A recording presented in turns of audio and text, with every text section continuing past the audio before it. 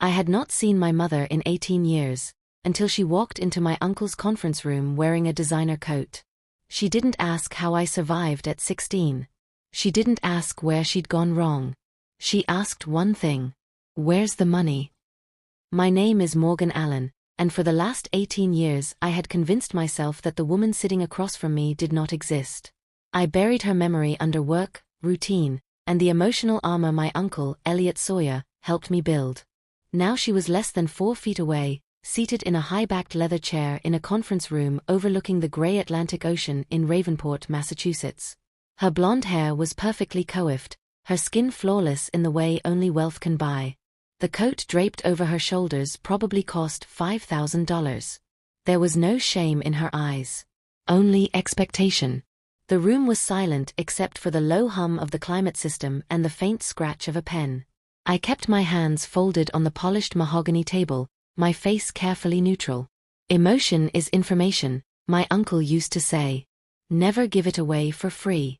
At the head of the table sat Marvin Kleen, Elliot's personal attorney and the only man he ever fully trusted. 70 years old. Built like a retired linebacker. Eyes sharp enough to catch lies before they formed. He placed a small digital recorder in the center of the table and pressed record. A red light blinked to life. This reading is now in session, he said. Any interruption will result in removal. My mother laughed softly, polished and effortless. She turned toward me for the first time since I was 16. We're family, sweetheart. The word hit like a punch. Sweetheart. The same word she used when she promised to pick me up from school and never came. The same word she used the night before she disappeared, leaving an empty fridge and unpaid bills behind. I didn't respond. I just looked at her. She smiled wider, dazzling and empty. We can split the millions, she said. The moment Marvin lifted the envelope, the air in the room changed. My mother's hand froze halfway to her glass of water. For half a second her mask slipped, and I saw it. Fear. She laughed, but the sound was brittle. Elliot always loved drama, she said. What is that? Some kind of joke?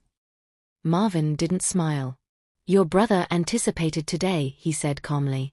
This document was to be opened only if you appeared in person.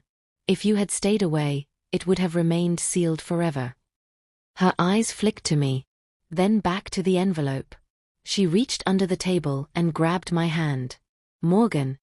Honey, she whispered. Don't let them do this. Whatever that is, we can ignore it. We'll make our own deal. Her palm was cold. Desperate. I gently pulled my hand away.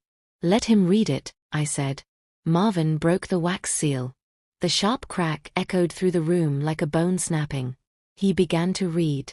I, Elliot Sawyer, being of sound mind, enact this clause only upon the presence of my sister, Paula Sawyer. Her appearance confirms her intent to seek profit from my death. My mother's color drained. To my niece, Morgan Allen, I leave the entirety of my estate, properties, liquid assets, and controlling interest in Black Harbor Defense Group. Grant, my mother's partner, leaned forward. This is ridiculous. You can't. Sit down, Marvin snapped.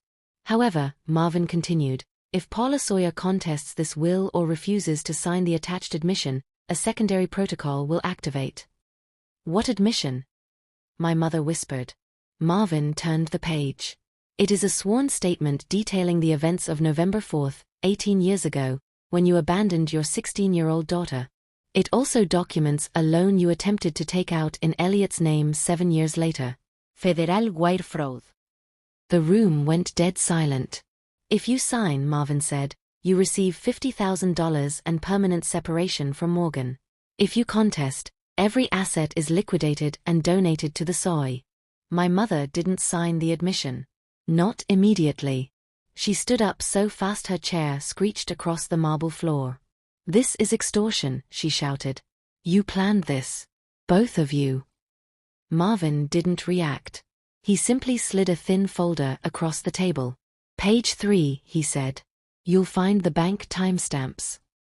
She flipped through the pages, faster and faster, until her hands began to shake. The transfer request was there. Her signature. Her IP address. 7 years ago. The night Elliot suffered his stroke. Grant lunged for the folder. This won't hold up in court. You can't prove intent. I spoke before Marvin could. We don't have to, I said.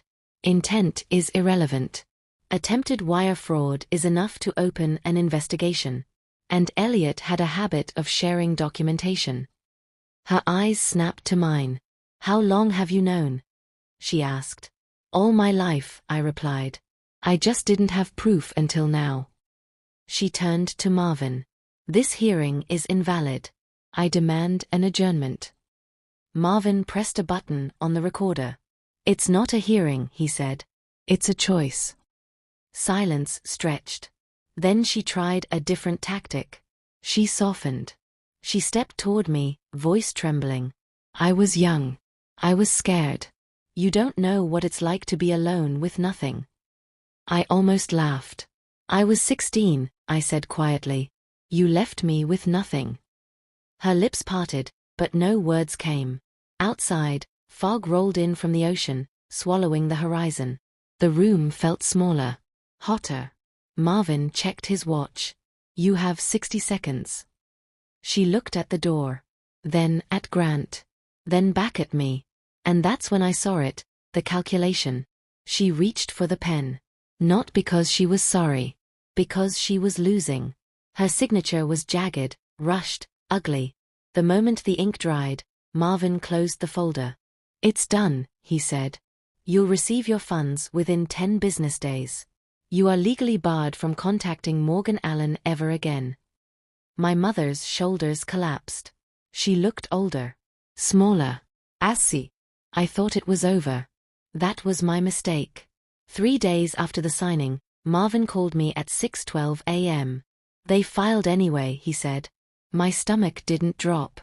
It settled. Grant. I asked. And Paula, he replied.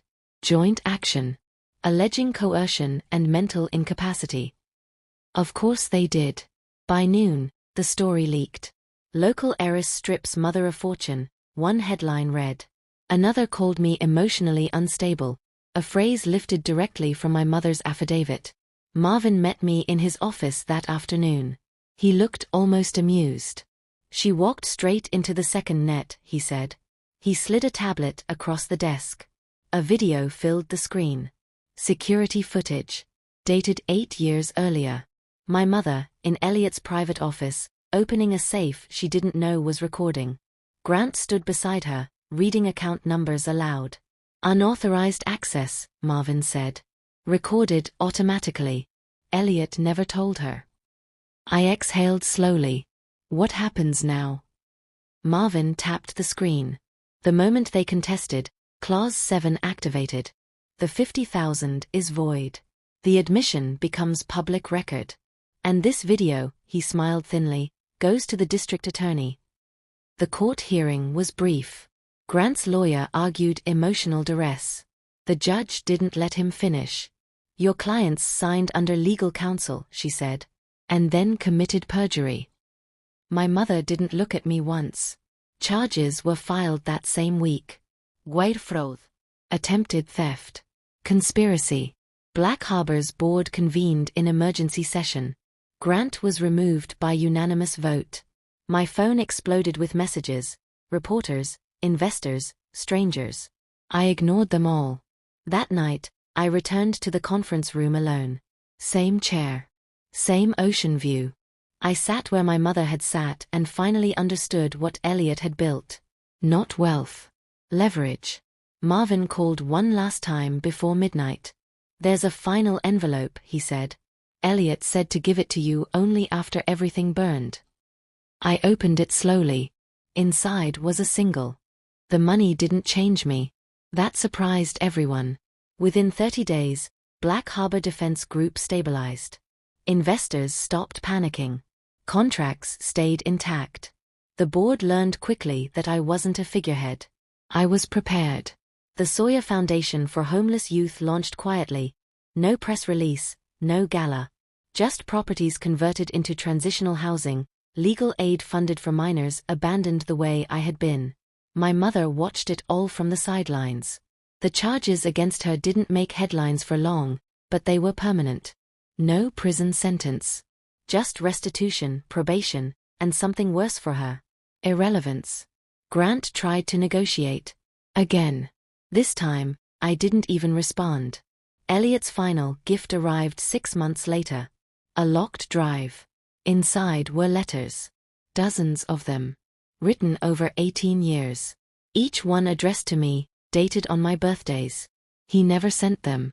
He was waiting to see who I would become without him interfering. The last letter was different. Short. You survived without rescue. Now rescue others. I'm proud of you. I cried. Not in the dramatic way my mother used tears. Quietly. Honestly. At Elliot's old house, I planted a mesquite tree beside the cliff. The ocean wind bent it, but it held. Just like I had. I never saw my mother again. But I did receive one final message, from a blocked number. You took everything from me. I deleted it. Because the truth was simpler. She had given it away. The moment she walked out. And I had finally learned something she never did. Revenge isn't destruction.